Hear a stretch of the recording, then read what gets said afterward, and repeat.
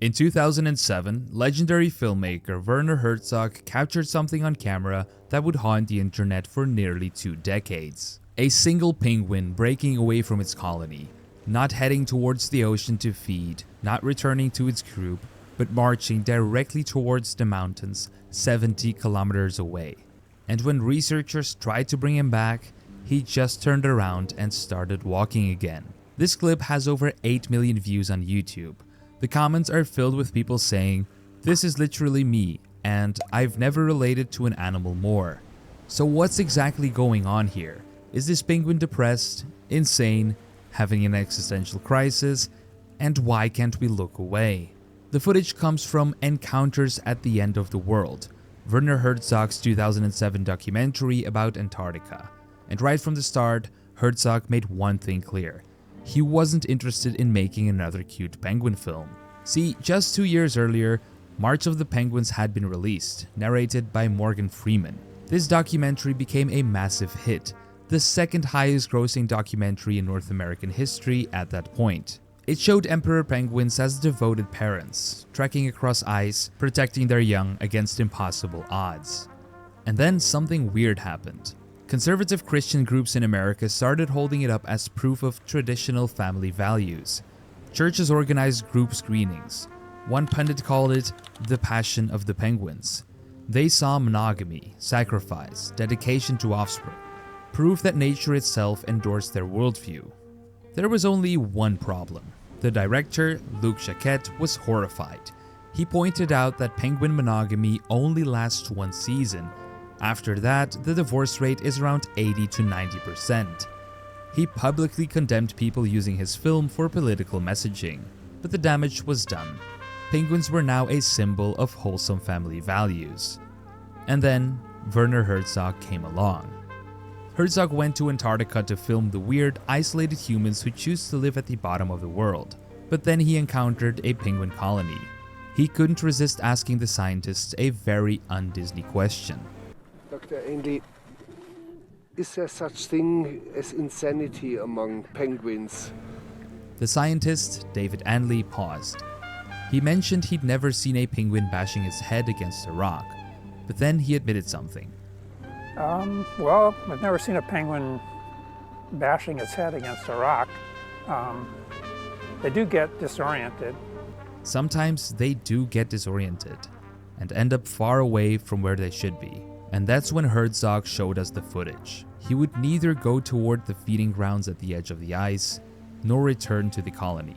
Shortly afterwards, we saw him heading straight towards the mountains, some 70 kilometers away. Even if we caught him and brought him back to the colony, he would immediately head right back for the mountains.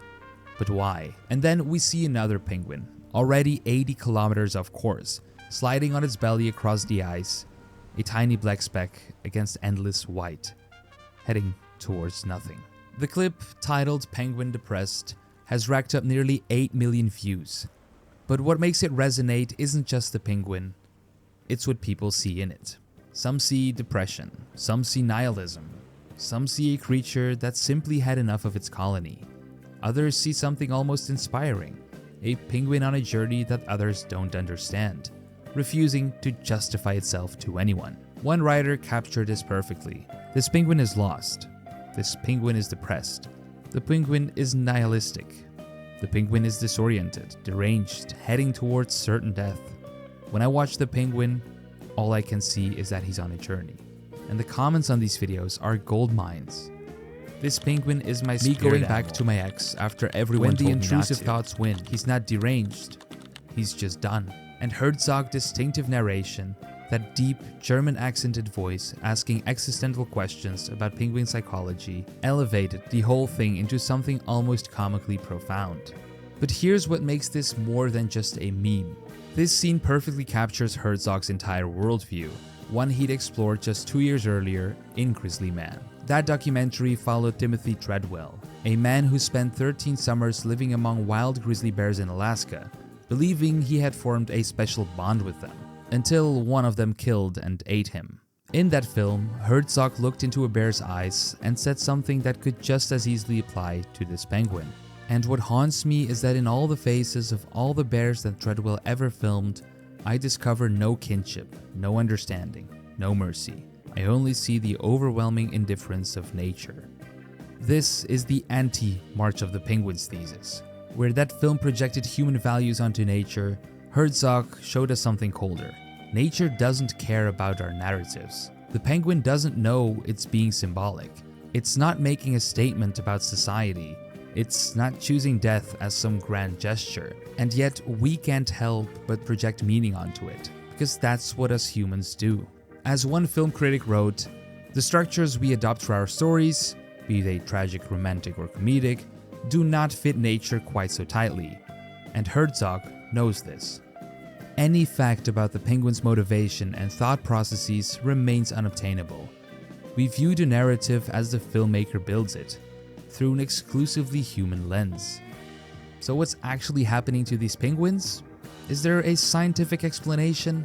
The truth is, nobody really knows. Scientists have observed this behavior, but there is no peer-reviewed research explaining why penguins do this. The scientists in Herzog's film just call them disoriented, but the fact they won't stay put even when returned to their colony suggests it's not simple confusion. Some speculate it could be related to neurological issues, parasites, or even some kind of navigational malfunction. But as one science writer put it, it seems unlikely that they just get disoriented, because if you take a penguin and put it back into one of its familiar places, even inside its colony, it just goes back to the same place again. It's like the mountains are calling to them. The mystery is part of what makes it so compelling. We can't explain it away. The deranged penguin has become internet shorthand for a very specific feeling. That moment when you know you're making a bad decision, but you do it anyway. When the intrusive thoughts win. When you're done performing for your colony and just need to walk towards something, even if that something is nothing. It's been called the most existential moment in modern cinema. It spawned TikTok and Instagram reel trends. People have compared themselves to the penguin during breakups, job burnouts, and those 3 a.m. moments where everything feels pointless. In December of 2024, Kotkey.org noted that Herzog actually recorded a callback to this moment for the Penguins of Madagascar movie, proving that even Herzog himself knows the scene has become something bigger than his own documentary. And that's the reason why this clip has endured for almost 20 years while most viral videos are forgotten in weeks. It's not really about the penguin, it's about us. Every person who watches this feels something different. A creature that gave up, a creature that chose his own path, a creature that was broken, brave, or both. Herzog asked, "But why?" and left it unanswered.